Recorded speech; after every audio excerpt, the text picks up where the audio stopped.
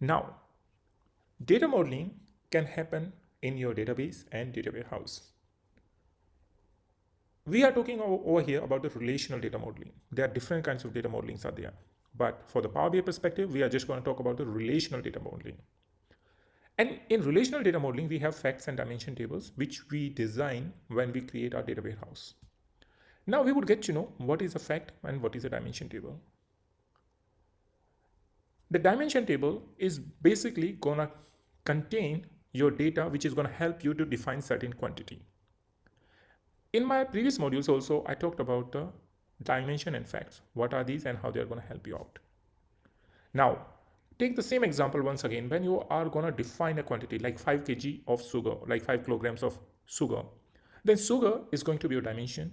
5 kg is going to be your quantity, which is going to be in your fact table. But yes, kg is your another dimension, which is the way you measure certain quantity. Now, the fact is the one where you store all your numbers. And when you store your all different kinds of attributes or something that is going to define a number is in the dimension table.